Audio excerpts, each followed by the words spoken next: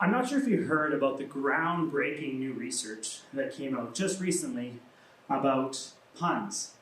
And it really explores the depths of why are dads so good at dad jokes. After a lot of deep, heated debate among super smart, nerdy people, the answer that they came up with was, well, honestly, it's apparent. I love puns, always have. In fact, I think it was a bit of a trauma response mechanism for me growing up. I didn't really have a traumatic childhood, but I mean, I had some challenges, and the way that I found to really connect the dots of life and the complexity and the chaos of it all was to look for patterns wherever I could find them, especially in language, because I'm a words person. I love words. And puns are, in some ways, the perfect embodiment of that. But I think puns can actually be so much more, and I'm here to tell you today about why puns are the key to world peace. That's right. These little strange things that most of us think as subpar forms of humor are, in fact, the critical component this entire planet has been missing to come together and create a better world. Why? Well, I'll explain it all for you, and this might get a little bit quick, fast, technical, deeply scientific research, but at the end of it, you'll have a really clear picture of puns, which I like to call actually words in quantum superposition, because they can simultaneously be one thing and another thing at one point in time, which is kind of like a quantum computer wrapped up inside human language. These little nuggets of linguistic fun are the key to world peace. To get there, let me explain to you the 5 levels of puns. But to start off, share a story. Have you ever wondered why punch, like punch, is the same word as punch? Like drinking the drink? Well, in the Indian subcontinent, the number 5 is panch. Comes from 1, 2, 3, 4, 5. Punch. Pull it together into a punch. And the original drink had 5 flavors. Which, I mean, now I just like to throw lots of alcohol in mine and a bunch of fruit juices, so it's a lot simpler than that. But puns originated, and that also tells us exactly why puns are what they are. They're words that come from other linguistic spaces into our language, and English probably has the most of them. They are present in other languages, but not to the same extent that they are in English. Punch could be the number 5. Punch could be punching someone. Punch could be the 5 flavors you put in your drink. And punch could be how you remember what the 5 levels of puns are. So, level number 1, and I like to call this one the pinky pun. Any pun with the word pun in it. Now, this is a deeply inferior form of humor. Growing up as a kid, I would say a deliciously genius pun, and people would get back to me, punny, punny, punny. I'm like, oh, come on, guys. That's not even, that doesn't even, don't even say it. You're just making yourself look stupid. So level number 0 pun is pun with the word pun in it.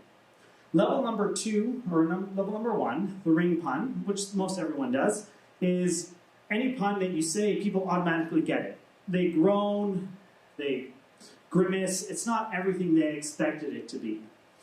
The next level up is what I like to do most of the time. It's a pun that there's a long delay before people figure out what it is. It's not an obvious pun.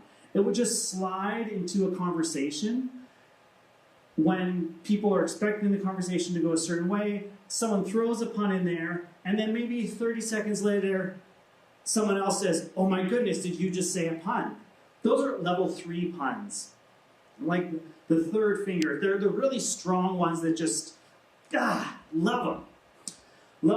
The next level of pun, the index pun, is a bit abstract and really theoretical, not always applicable. People don't get them. Some scholars say they're just a load of BS. Other scholars think that they are the highest form of existence. And then, of course, all the scholars get their rocks off by just debating whether or not an index pun is really a pun or just people being stupid. It's basically a pun that is based off of a synonym of the word you mentioned in the sentence.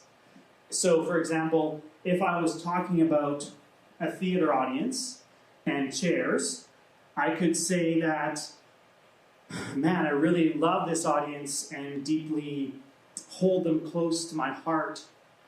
Why? Because they're just sitting and grounding themselves. Maybe I'm trying to connect chairs to the word cherish, but I don't actually say chairs or cherish, but I say a synonym of cherish, which is love, which kind of is a pun of a synonym, talking about an audience. They're really abstract, maybe not really helpful.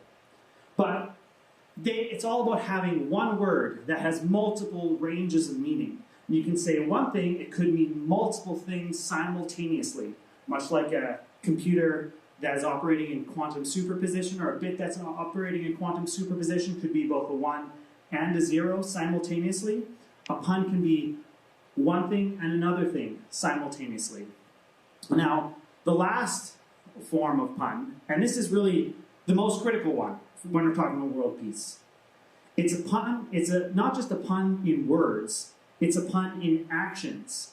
When you go step out there, reach out to someone, and it helps someone else simultaneously. In fact, these are the most exciting puns that we all can do on a daily basis. When I can think, you know what, my friend Susan really would like to hear about my lecture on puns, and my friend Andrea would really like to have some space and support in this speech sharing event she's got. So I'm going to create a lecture about puns and help my friend Susan, who really wants to hear about puns, help my friend Andrea, who really wants to have people stand up on stage and talk about things that they're passionate about, and myself, because now I have an example to use in my talk, which is me talking about puns and how people can be more engaged and connected with others around them and helping each other. But at the end of the day, it's all coming back to seeing one thing you say have multiple ranges of meaning. And puns for me, every time I say them, they ground me in that reality. They ground me in the reality of the world is complex. My brain is really quite small relative to how complex the world is, and always trying to grasp for different understandings, different perceptions of what that could actually mean, keeps me from coming to a place where I could go up and cause a war, where I could stand up and say to someone else, you're wrong, you'll always be wrong, and I never can see things your way. Puns are the invitation to say, you know, maybe I could see things your way. Maybe there's another range of meaning that I'm completely missing. And maybe life is just that much more interesting, that much more exciting when we step out and figure out what are the things that we can do, not just say, which impact more than one person, like a pun has more than one range of meaning. Thanks so much for your time. If you have any good puns, I'd love to hear them. I'm going to leave you with a really terrible one. And this is just because my mom sent it to me last night, and I'm sorry that this isn't technically a dad joke, it's really more of a mom joke, but what did 50 Cent do when he was hungry? 58.